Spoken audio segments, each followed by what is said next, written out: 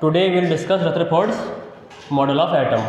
जैसे कि आपने पहले ही रदरफोर्ड्स अल्फा स्कैटरिंग एक्सपेरिमेंट के बारे में पढ़ लिया है, अब हम इसके मॉडल पे जाएंगे।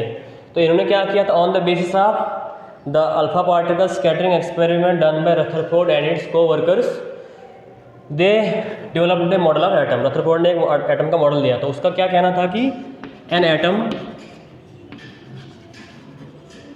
Has a positively charge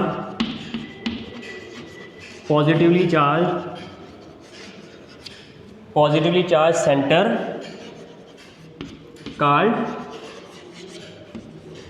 nucleus. तो ये पोस्टुलेट ने कहाँ से लाया, वो जब हमने एक्सपेरिमेंट देखा था जिसमें कि वो स्कैटरिंग हो रही थी और वो बीच में बिल्कुल भी नहीं हो, मतलब बीच में बहुत, मैंने कहा था कि बहुत सारी स्पेस खाली है इसमें, और जो वाले अल्फा पार्टिकल्स के नज़दीक आ रहे हैं वो डिफ्लेक्ट हो रहे हैं, और जो उसके बिल्कुल हेड ऑन पे आ रहे हैं वो रिफ्लेक्ट हो रहे हैं, बिल्कुल रिट्रैक्ट हो रहे हैं वापस। तो इसी बेस पे हमने क्या किया था, मॉडल दे दिया था, तो उसी को हम डिस्कस करने वाले हैं। तो पहला ये था कि an atom has a positive charge centre called nucleus. दूसरा था all the mass of an atom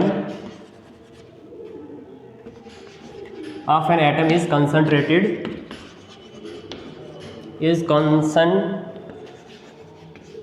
inside the nucleus or in the nucleus।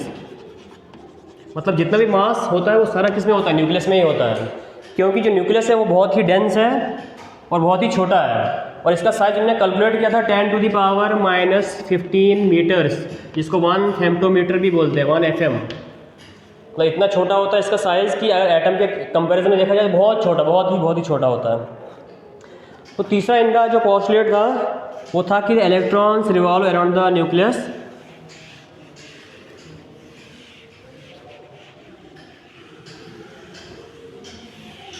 इनका जो पोस्टुलेट तीसरा था वो था the electrons revolve around the nucleus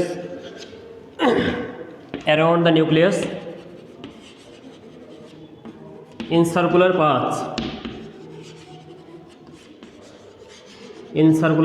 called orbit, just like the planets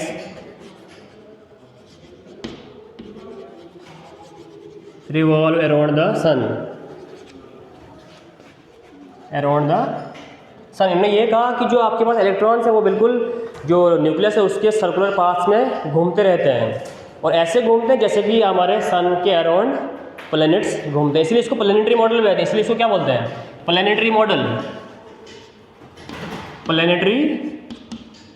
model भी इसलिए इसको कहते हैं प्लैनेटरी मॉडल, कि प्लैनेट्स की तरह घूमते हैं। मतलब बीच में न्यूक्लियस है और सारा का सारा मास कॉन्सेंट्रेटेड न्यूक्लियस पे ही है, क्योंकि न्यूक्लियस प्रोटॉन्स का बना हुआ है।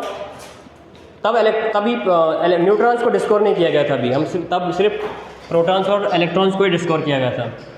तो इनका कहना था कि जो इलेक्ट्रॉन घूमते हैं बिल्कुल सर्कल्स में घूमते हैं न्यूक्लियस के। और चौथा पोस्टुलेट जो इनका था वो कुछ ऐसे था।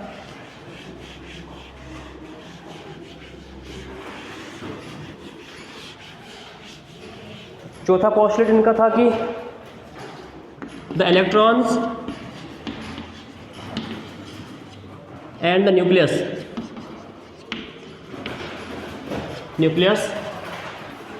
are held together by electrostatic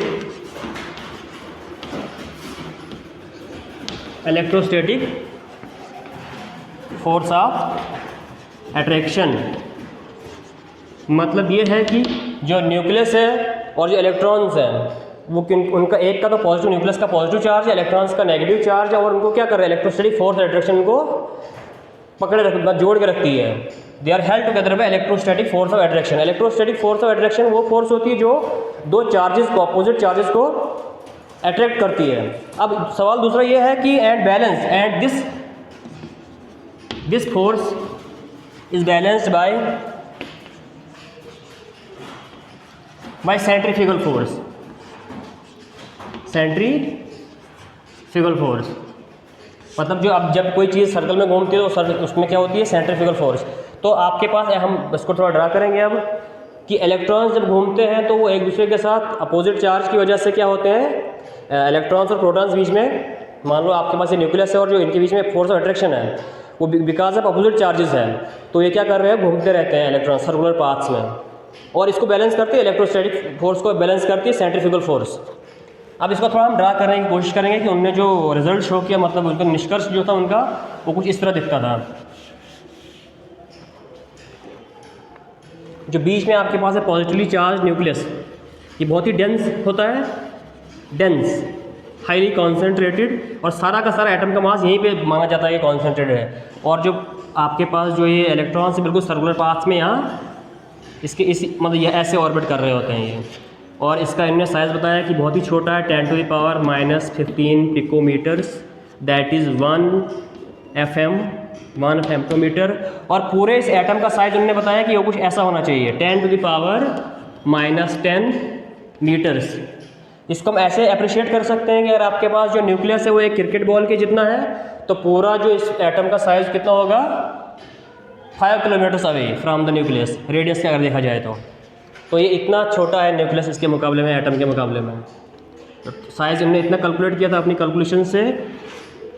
अब नेक्स्ट वीडियो में हम क्या करेंगे, थोड़ा समराइज़ करते हैं। इन्होंने ये कहा था कि एक एटम में क्या होता है, सेंटर में न्यूक्लियस होता है जो हाईली डेंस होता है और सारा मास यहीं पे कॉन्सेंट्रेटेड होता है, और जो इलेक्ट्रॉन्स होते हैं सर्कुलर पाथ्स में रिवॉल्व कर रहे होते हैं न्यूक्लियस के, और इनको कौन पकड़े रखते हैं, इनको जोड़े कौन रखता है, इलेक्ट्रोस्टैटिक फोर्स ऑफ अट्रैक्शन, और उसको बैलेंस कौन करता है, सेंट्रीफ्यूगल फोर्स। और यही इनका मॉडल था।